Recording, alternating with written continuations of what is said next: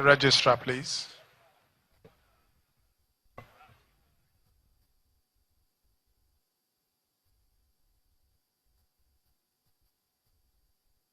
A lot of pleasantries and acknowledgements and recognition is going on in the background. That's why you seem to see a lull in activity here at our dignitaries are seated.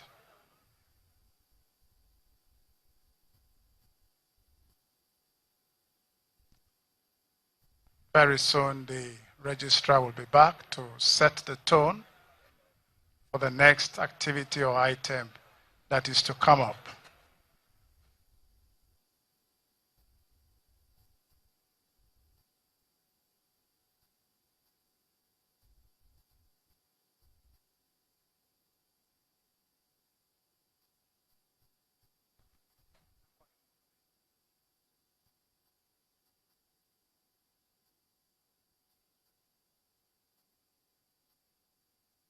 Like I said, the registrar is back. Thank you, sir.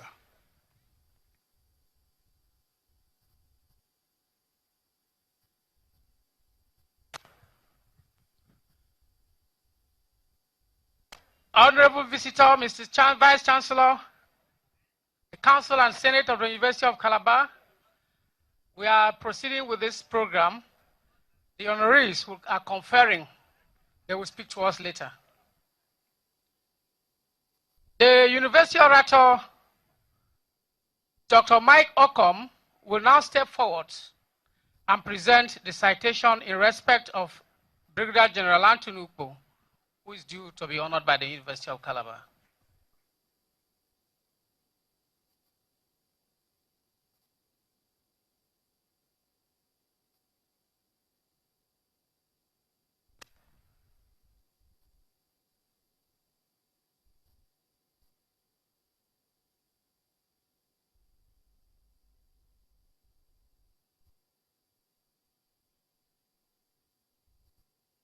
Chairman, Council of the University, Mr. Vice Chancellor, sir,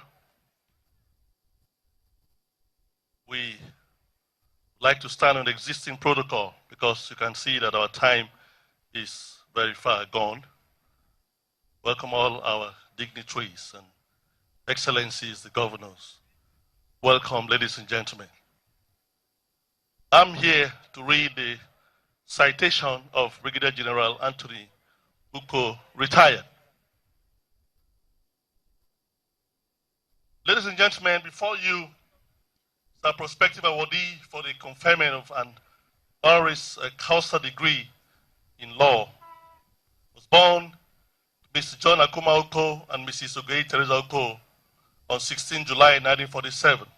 Ladies and gentlemen, some great men were born in circumstances of grandeur and grandiloquence. When they are born, they always shout of ecstasy with displays of aristocratic hubris. But others are born in pristine social ecologies, characterized by ineluctable modesty and Spartan materialism. Our awardee belongs to the second category. This powering giant of a personality with international credentials was born in a rural cottage without electricity and the other trappings of civilization, but by sheer dint of a combination of parental discipline, grit, determination, and consistent hard work, laced with divine providence and favorable winds, he wrote one of the most dramatic tales of horizontal escapism, which is why he is qualified to stand before us here today. He has gone to so many schools in London, military schools, and also has a lot of academic degrees. And he has also a very long record in his military career. And as I looked at his record, I see that it speaks to dynamic intellectual acuity, military dexterity, psychological assiduity, and an eclectic personality. Ladies and gentlemen, this awardee was a protagonist with Herculean tentacles in the General IBB junta, and was an information minister and several other portfolios. As information minister, he played the role of a military apologist with Hollywood smoothness and mercurial fluidity, pushing through the mantra that though military government was an aberration, abnegation of democratic values was not an option.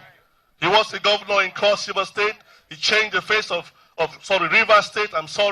Military governor River State changed the face of River State, which included Bayelsa, by giving loans to farmers and constructing roads.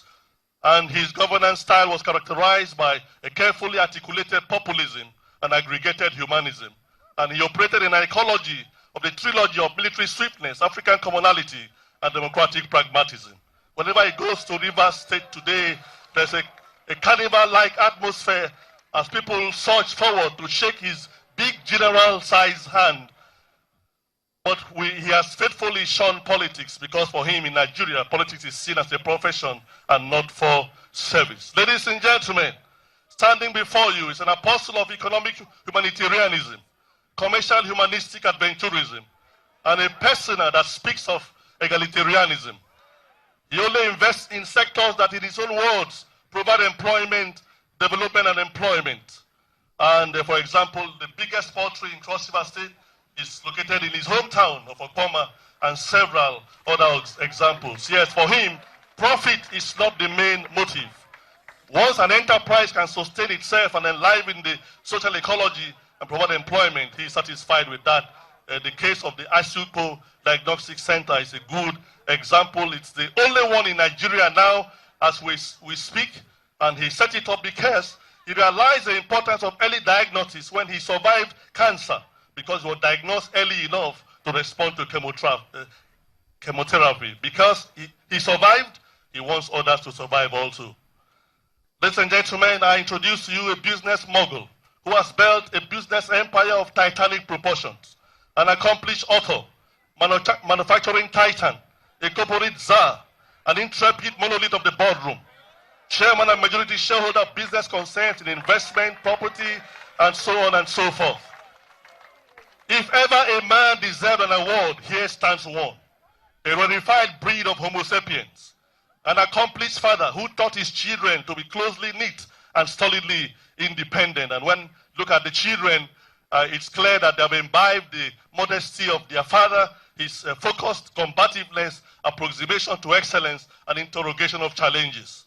I present to you this quintessential military officer of the old breed, an officer uncharacteristically avuncular, endowed with therapeutic civility and commodious homeliness, an officer with a ramrod gait. And when you see him moving, you know he's a general, in the traditional left-right manner, swinging his sturdy arms in that rambunctious military style, like an imperious Napoleonic military commander, in total control of his environment. Ladies and gentlemen, behold an officer indeed. For this award, here is a man who has lifted medical practice in Calabar to new heights, because now at least doctors readily know what to treat. Before now, people would go to South Africa, India, Europe, etc. But now they just need to take a walk to Mary Slessor Road in the first privately owned oncology center in Nigeria. And please note that because of the radiography center in the Asupo Diagnostic Center, the University of Calabar has been granted the franchise to offer master's and PhD programs in radiography. It has a lot of awards. I'll need about 1 hour to read all the awards. But it's been awarded by the UN for promoting peace in the world, awarded by the Global Rotary, awarded so many awards, United Nations, two awards. Finally, ladies and gentlemen,